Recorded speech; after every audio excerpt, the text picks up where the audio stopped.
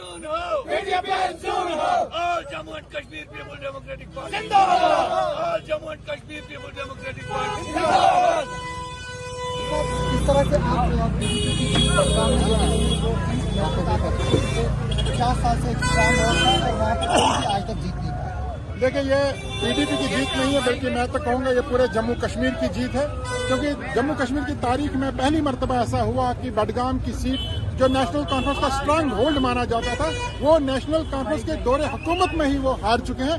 और इस सीट पर पहले उमर अब्दुल्ला साहब जो चीफ मिनिस्टर जम्मू कश्मीर के हैं, वो इस सीट से विजेता घोषित हुए थे। और आज उनके जगह दोबारा जब चुनाव हुआ तो पीडीपी ने भारी अक्सरियत से इस सीट में कामयाबी हासिल की, जो एक मैसेज है पूरे जम्मू कश्मीर नहीं बल्कि पूरे हिंदुस्तान के लिए कि जम्मू कश्मीर के लोगों ने अब मन बना लिया है। नेशनल कॉन्फ्रेंस के जो झूठे वादे, जो खोखले नारे थे, चाहे वो लोगों को बिजली मुफ्त देने की बात थी, सिलेंडर देने की बात थी, रोजगार देने की बात थी, वो एक साल के अंदर ही उनके गुब्बारे से सारी हवा निकल गई। और आज बडगाम के लोगों ने ये साबित कर दिया कि मौजूदा सरकार से जम्मू कश्मीर की आवाम नाखुश है और वो तब्दीली चाहती है। तब्दीली का आगाज, इनकलाब का आगाज बडगाम से हुआ। इंशाल्लाह ये जो आज बडगाम में नेशनल कॉन्फ्रेंस के किले की बुनियाद हिल गई है, नेशनल कॉन्फ्रेंस के किले की बुनियादें निकल गई, आहिस्ता आहिस्ता इस किले की दीवारें ताश के पत्तों की तरफ बिखर के जाएगी और आने वाला वक्त पीडीपी का होगा और जम्मू कश्मीर के लिए रोशन मुस्तकबिल होगा। नासिर साहब, ये जो इलेक्शन है इसमें नेशनल कॉन्फ्रेंस के अब जो वर्कर्स और जो लीडर्स है वो आगा रहुल्ला पर एक तरह से टूट पड़े हैं,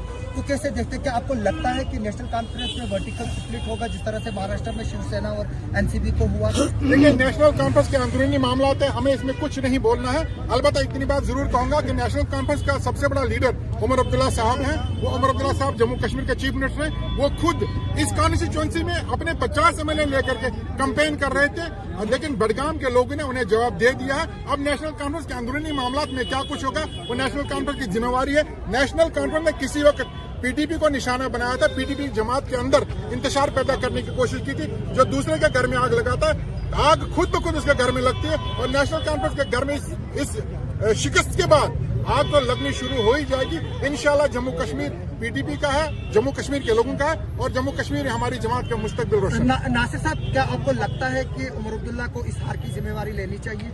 आप मेरा इशारा किसकी तरफ है शायद आप समझ गए। बिल्कुल, देखिए, उमर अब्दुल्ला साहब खुद इलेक्शन में कैंपेन के लिए उतरे थे और कई जगह उन्होंने मॉडल कोड ऑफ कंडक्ट की वायलेशन भी की थी। वो खुल्लम खुला लोगों को ये कह रहे थे कि अगर आप यहाँ से पीडीपी के उम्मीदवार को जिताकर भी भेजोगे उसमें हमारे पास ही काम करने के लिए, जो कि जवाबित और कंडक्ट के खिलाफ है। हर कोई हरबा नेशनल कॉन्फ्रेंस इस्तेमाल किया। बीजेपी की मशीनरी भी नेशनल कॉन्फ्रेंस के फेवर में थी।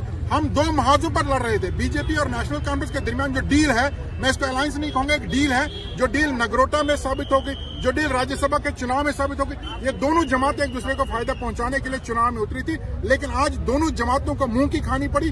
पीडीपी को लोगों ने भरपूर सपोर्ट किया और वोट करके भारी अक्सर से कामयाब किया और एक मैसेज पूरे जम्मू कश्मीर के साथ हिंदुस्तान को भी दिया है। तो क्या उमर अब्दुल्ला को इसके बाद नैतिकता तौर पर रिजाइन करना चाहिए? देखिए, वो जो आप कहते हैं कि उन्हें इखलाकी तौर पर, इखलाक इन लोगों के पास है ही कहाँ?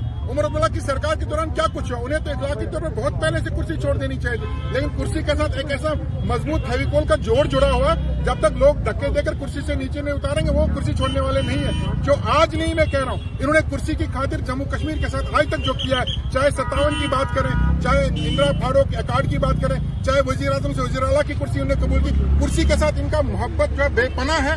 मुझे नहीं लगता वो इखलाकी तौर पर, हालांकि देना चाहिए उनको, लेकिन मुझे नहीं लगता देंगे। इंशाल्लाह उनको लोग खुद कुर्सी से नीचे उतारेंगे।